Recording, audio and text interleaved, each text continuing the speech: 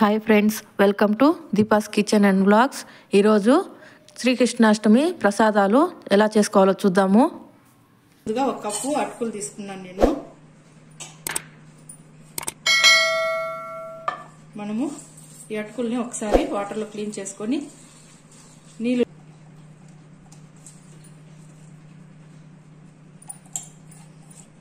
చూడండి, ఇలా వాటర్ లేకుండా తీసుకున్నాం కదా. ఇప్పుడు పక్కకు పెట్టేసి నెయ్యి,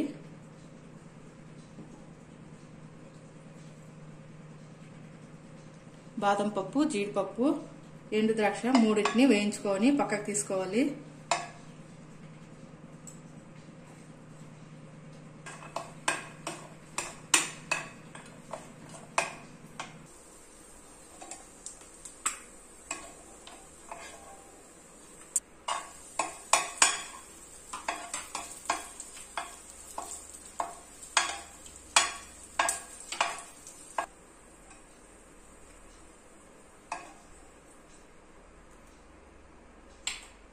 ఇప్పుడు నేను ఈ కప్పుతో ఒక కప్పు అటుకులు తీసుకున్నాను కాబట్టి 1/4 భాగం బెల్లం తీసుకుంటున్నాను.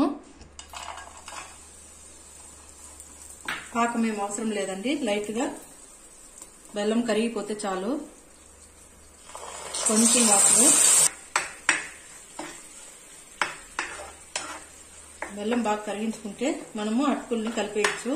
సింపుల్ అండి. బెల్లం బాగా కరిగిపోయింది కదా. కొంచెం ఇలాచి పౌడరు, ఇది ఆప్షనల్, మీకు నచ్చితే వేసుకోవచ్చు, లేదంటే స్కిప్ చేసేయచ్చు. ఇప్పుడు మనము రెడీ చేసి పెట్టుకున్నాం కదా అటుకుల్ని, వీటిని వేసి బాగా కలుపుకునేయాలి.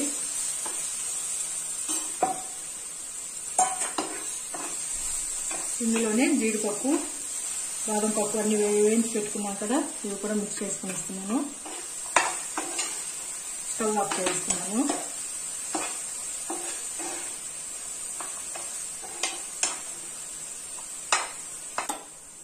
బాగా మిక్స్ చేసుకునేస్తున్నాను కదా. ఇప్పుడు స్టవ్ వెలిగించి 2 సెకండ్స్ అండి.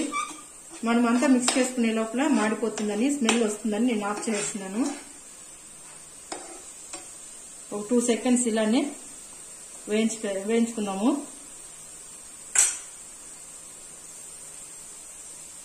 అంతే అండి, సింపుల్ గా కృష్ణునికి నచ్చిన అటుకులతో ప్రసాదం రెడీ అయిపోయింది.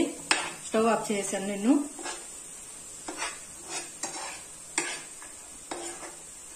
పాలు, పెరుగు, వెన్న ఇలా చాలా అన్ని ఇష్టం కదా ఆయనకి. మనకు నచ్చింది ఏదైనా పెట్టుకోవచ్చు ప్రసాదంగా. నేను అటుకులతో పాయసం చేసినది వరమహాలక్ష్మి స్పెషల్స్ లో చేశానండి. మీకు కావాలంటే అది కూడా రెఫర్ చేయొచ్చు.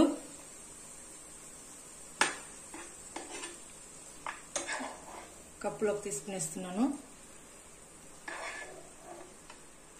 సింపుల్ గా ఇలా దేవునికి నైవేద్యం పెట్టుకోవచ్చు మనము.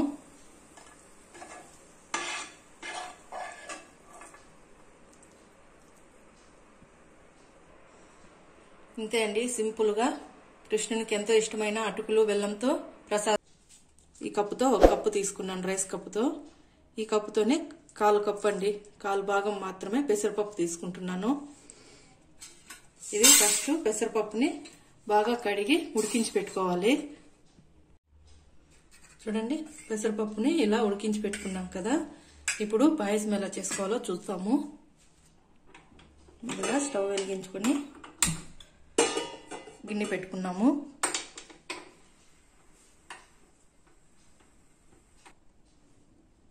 నెయ్యి,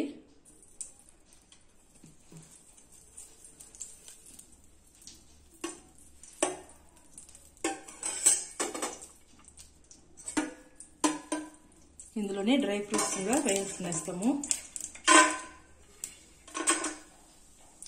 జీడిపప్పు, బాదం పప్పు అండి.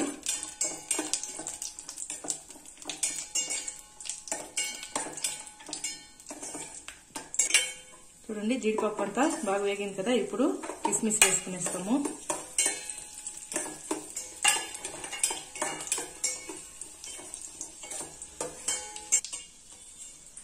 వీటినంతా సపరేట్ చేసుకునేస్తుంది.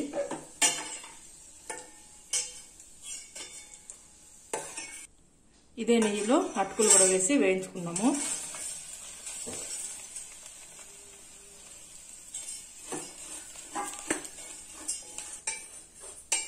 చూడండి ఫ్రెండ్స్, ఇలా వేయించుకున్నాం కదా, వీటిని పక్కకు తీసుకునేస్తున్నాను. ఈ కప్పుతో నేను 1 కప్పు అటుకులు, 1/4 కప్పు అండి, 1/4 భాగం మాత్రం పెసరపప్పు తీసుకున్నాను కదా. ఈ కప్పు కొలతతోనే 2 కప్పుల పాలు, 2 కప్పులు నీళ్లు తీసుకుంటున్నాను. నీళ్ళండి, మీకు కావాలంటే ఇంకా కూడా పాలు ఎక్స్ట్రానే తీసుకోవచ్చు.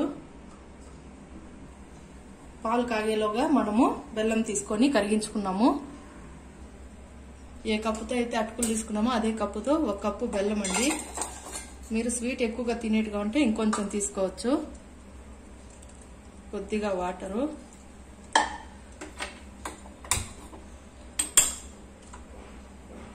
బెల్లం బాగా కరిగించుకోవాలి. పాలు బాగా కాగాయి కదండి. ఇప్పుడు అటుకులు వేసుకున్నాము. ఇవంతా నాకు జీడిపప్పు వేయించుకునే దానివల్ల అవన్నీ అలానే ఉన్నాయండి. అటుకుల్ని ఈ పాలల్లో బాగా ఉడికించుకోవాలి.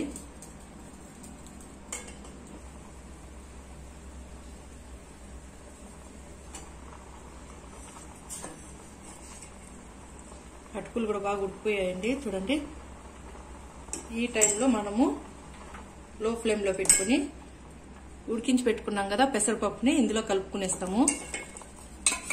మీరు పెసరపప్పుకు బదులుగా సగ్గుబియ్యం కూడా వాడుకోవచ్చండి.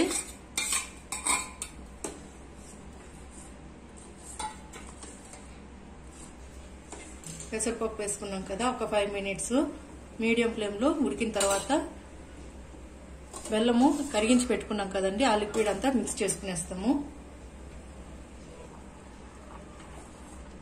చూడండి, అంతా అటుకులు పెసరపప్పు అంతా చాలా బాగా ఉడికిపోయింది కదా. ఇప్పుడు స్టవ్ ఆఫ్ చేస్తున్నాను. ఇది కొంచెం చల్లారిన తర్వాత బెల్లం పాకం వేసుకునేస్తాము. ఇప్పుడు వేడిగా వేసామనుకోండి పాలు విరిగినట్టు అయిపోతుంది. అందుకనేసి ఒక 2 మినిట్స్ తర్వాత వేసుకుందాం. కొంచెం చల్లారుతుంది కదా, అప్పుడు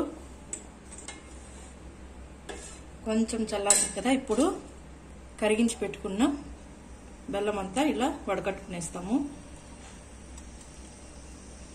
డస్ట్ ఏదన్నా ఉన్నా సపరేట్ అయిపోతుంది మనకు.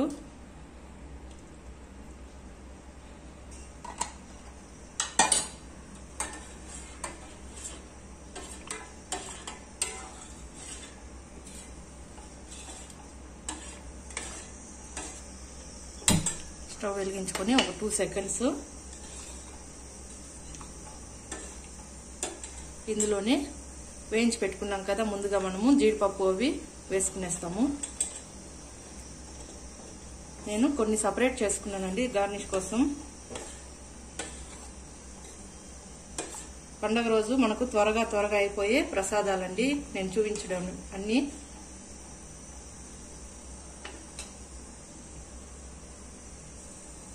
స్టవ్ ఆఫ్ చేస్తున్నాను.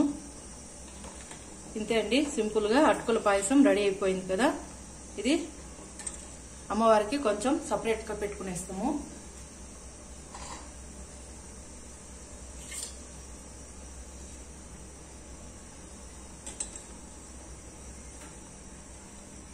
మీకు చిక్కగా కావాలంటే వాటర్ కొంచెం తగ్గించుకున్నారంటే కరెక్ట్ గా ఉంటుంది.